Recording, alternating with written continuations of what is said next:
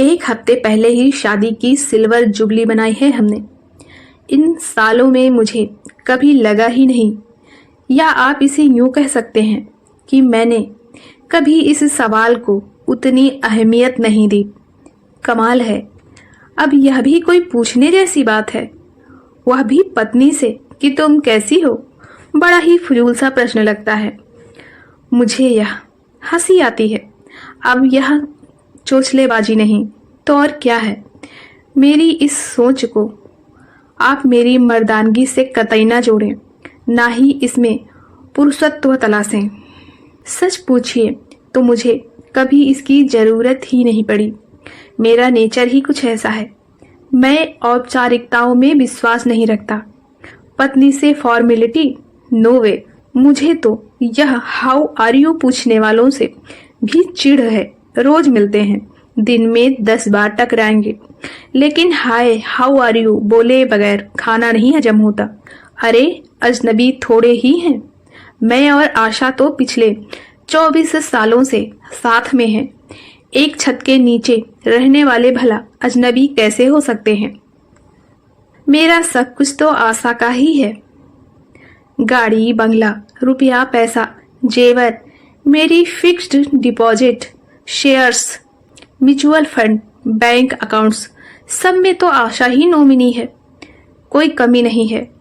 मुझे यकीन है आशा भी मुझसे यह अपेक्षा न रखती होगी कि मैं इस तरह का कोई फालतू सवाल उससे पूछूं। आशा तो वैसे भी हर वक्त खिली खिली रहती है, चहकती फुदकती रहती है।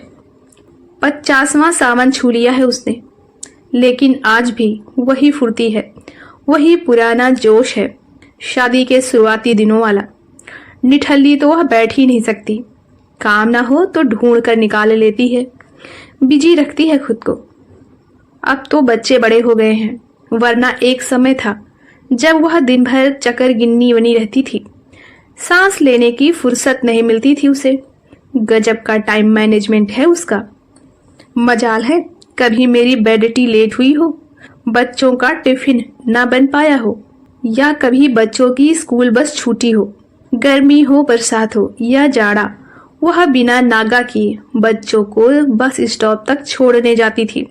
बाथरूम में मेरे अंडरवियर बनियान टांगना, रोज टॉवेल ढूंढकर मेरे कंधे पर डालना, और यहाँ तक कि बाथरूम की लाइट का स्विच भी वह ही ऑन करती थी।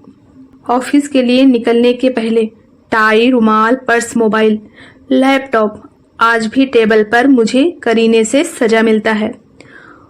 उसे चिंता रहती है कहीं मैं कुछ भूल ना जाऊं, ऑफिस के लिए लेट ना हो जाऊं। आलस तो आशा के सिलेबस में ही नहीं है। परफेक्ट वाइफ की परिभाषा में एकदम फिट। कई बार मजाक में वह कह भी देती है, मेरे 2 नहीं 3 बच्चे हैं।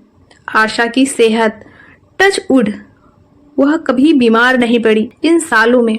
सिर दर्द, कमर दर्द आसपास भी नहीं फटक पाए उसके। 1 पैसा मैंने उसके मेडिकल पर अभी तक खर्च नहीं किया। कभी तबीयत नासाज हुई भी तो घरेलू नुस्खों से ठीक हो जाती है। दिवाली की शॉपिंग के लिए निकले थे हम। आशा सामान से भरा थैला मुझे कार में रखने के लिए दे रही थी। दुकान की एक सीढ़ी वह उतर चुकी थी। दूसरी सीढ़ी पर उसने जैसे ही पांव रखा फिसल गई, जमीन पर कुहनी के बल गिर गई। चिल्ला उठा था मैं, देख कर नहीं चल सकती, हरदम जल्दी में रहती हो। भीड़ जुट गई, जैसे तमाशा हो रहा हो। आप डांटने में लगे हैं, पहले उसे उठाइए तो। भीड़ में से एक महिला आशा की ओर लपकती हुई बोली। मैं गुस्से में था। मैंने आशा को अपना हाथ दिया ताकि वह उठ सके। आशा गफलत में थी। मैं फिर खींच उठा, आशा सड़क पर यूं तमाशा मत बनाओ, स्टैंड अप, कम ऑन, उठो। पर वह उठ ना सकी। मैं खड़ा रहा।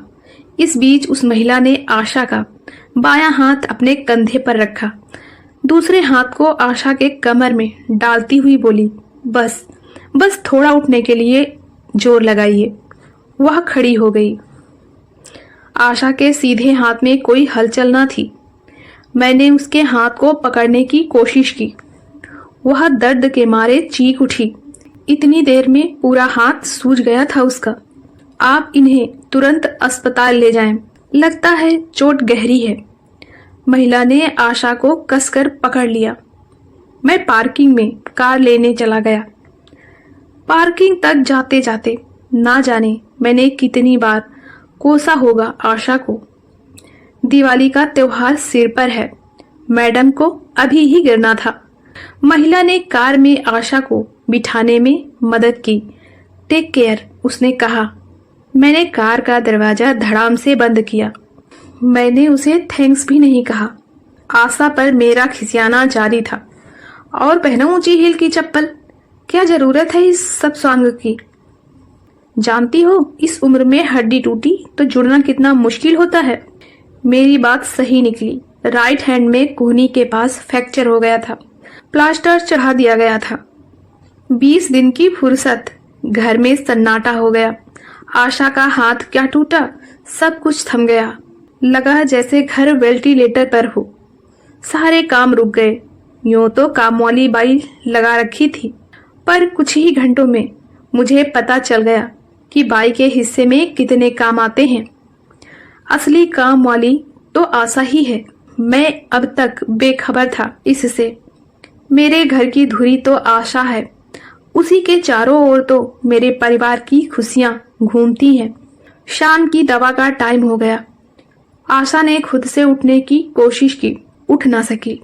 मैंने ही दवाइयां निकालकर उसकी बाईं हथेली पर रखी। पानी का गिलास मैंने उसके मुंह में लगा दिया। मेरा हाथ उसके माथे पर था। मेरे स्पर्श से उसकी निस्तेज आंखों में हलचल हुई। बरबस ही मेरे मुंह से निकल गया, तुम कैसी हो आशा? यह क्या? वह रोने लगी। जार जार फपक पड़ी। उसकी हिचकियां रुकने का नाम नहीं ले रही थी। उसके आंसू मेरे हाथ पर टप टप गिर रहे थे। आंसुओं की गर्माहट मेरी रगों से होकर दिल की ओर बढ़ने लगी। उसके अश्कों की उष्मा ने मेरे दिल पर बरसों से जमी बर्फ को पिघला दिया। अक्सर हम अपनी ही सोच, अपने विचारों और धारणाओं से अभिशप्त हो जाते हैं। यह सवाल मेरे लिए छोटा था, पर आशा ने जाने कब से इसकी प्रतीक्षा की थी। बहुत देर कर दी थी मैंने। अभी आप सुन रहे थे सुनील सक्सेना जी की लिखी कहानी तुम कैसी हो। कहानी आपको कैसी लगी कमेंट करके जरूर बताएं। अगर आप हमारे चैनल पर पहली बार आए हैं तो प्लीज़ हमारे चैनल को सब्सक्राइब करना ना भूलें। हमारे चैनल पर आने के लिए आपका बहुत बहुत धन्यवाद। मिलते हैं किसी अगली नई कहानी के साथ।